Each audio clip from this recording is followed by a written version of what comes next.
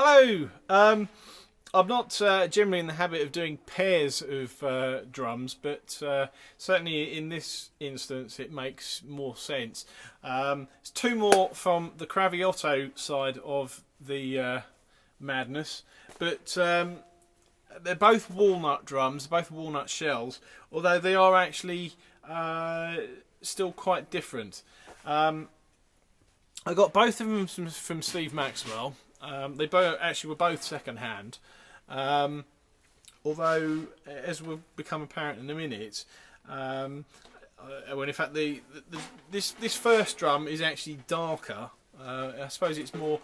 It's got a more walnut look to it, if you know what walnut looks like.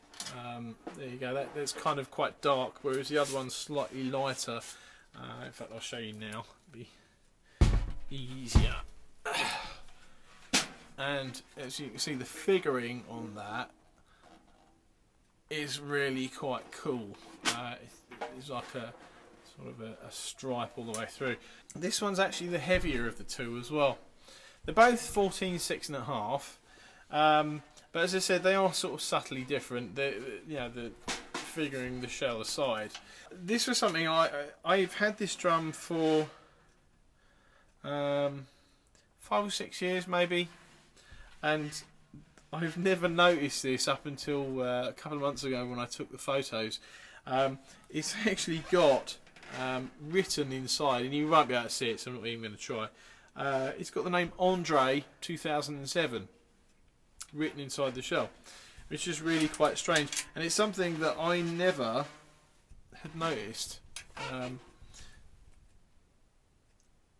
I think the drum says 2004 actually inside, so whomever Andre was, he owned this drum before I did. I got this one from Steve Maxwell, as I think I might have said. It's got a slight sort of, the hardware is, I don't know if it's a sort of a nickel, well, maybe not nickel. It's not the standard chrome. It's slightly darker. So that's different about it. It's got an older Craviotto butt plate on it, which you can see there. So the later Craviotto butt plates, this is plastic. That would normally be metal with a little C in the middle. So that's different. And the other notable thing is it's got the Donette strainer on it, and unlike the one I actually have more recently got, this one doesn't have the Craviotto C on it. So whether or not this was a later edition, I obviously will never know.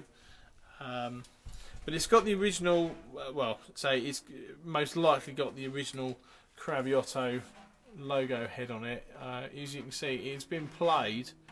I didn't do most of that, so I've got, in fact, in the box just behind the camera, I've actually got a brand new Remo head for this, and I've never changed it out. I bought that head years ago. I've never changed it out because despite the wear on the head, it actually still sounds quite cool. I forget how much I paid for it, but it's got a sort of standard 45, I think it is, on there. Maple re-rings, and 2, 4, 6, 8. Yeah, it is a 10 lug drum. So that's that one. That was the first one that I got. I don't normally, if I've got one of something, I don't normally go and buy another of something, or at least without sort of good reason anyway.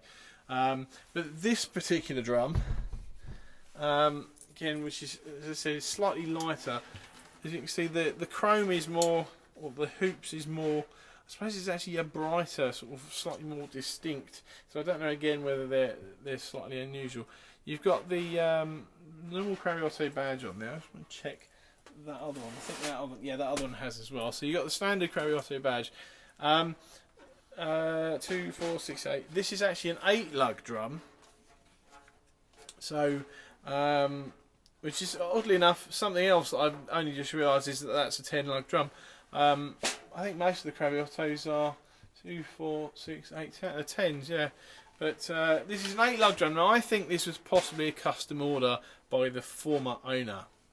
And the former owner was a fella called Dave Mattacks. Which, if you've never heard of Dave Mattacks, he's a British drummer who's based, I think he's possibly still based in Boston now. Played forever for Fairport Convention. He's a very big session guy. He's a very well known session guy. He's been around forever. And another one who's very into his snare drums and his sounds and things. Now, I saw this on Steve Maxwell's website. I think he must have had a consignment of a few of Dave Mattacks' snare drums. I know there was other drums up there at the same time. This was the reason why I think it's a custom order, and I didn't have any history of the drum other than I know it was from Dave Mattacks. But oddities for this drum. It has a Ludwig butt plate there, you can see that, and it has a Ludwig strainer as well. And I've never taken this head off. It's got an Evans Genero Rezo 300 on it. I've never taken this head off. It's got pure sound wires on it. This is actually a white head, so it's not the camera it's not the lighting for a change. It's a white head. Although I think you possibly can see through it maybe with the light on it. And this is an Evans Power Center reverse dot, which again came with the drum. So Dave Mattacks has played this drum and this head, which was reason in itself not to change it. When I actually first got this drum, I took it to a rehearsal, and the band was a sort of a rock covers band, and I remember at the time hitting this drum for the first time properly in that rehearsal, and it sounded like pudding. It was, and I had to just tune it up slightly because I'm sure it sounded fantastic under a microphone, but in that room that night there, it sounded awful to my ear. So I tuned it up. It's still, as far as snare drums go for me, this is probably about where it should be, but I've always tended to have them a little bit more crispy, certainly on the top head. So I actually did use this drum quite a lot with that particular band, for the sort of 70s sound, that sort of low, sort of dull, I suppose, almost 70s snare sound that you used to hear on a lot of records. Worked wonderfully on that sort of thing. Radar Love by Golden Earring, there's a song. I used that drum, this drum on that song quite a lot. Even live, I used to swap out snare drums occasionally where I could, just to use this drum, and that worked fantastically for that song. But this is another one of the, as I said, one of the oddities from the Craviotto collection, amongst all the others. As I said, it's a little bit lighter than the other drum, probably because of the amount of metal that's on that one that's not on this one. But I'll do sound files of both. You can hear what they sound like. It's a pretty cool drum. I mean, I will never get rid of, well, I'll never get rid of any of them, but this one is, I bought this really for the cool factor, and the fact that it used to belong to a well-known drummer, not someone I'm a particular fan of or anything, but as I said, even I know who Dave Mattacks is. He's played this drum, it was his drum. What more do I need to say? It's cool. So, and on that note, I'll leave you with the sound file. So if you're watching this on YouTube, please feel free to subscribe, leave any comments or anything else, and I'll always get back to you. But thanks for watching. I'll see you again. Bye.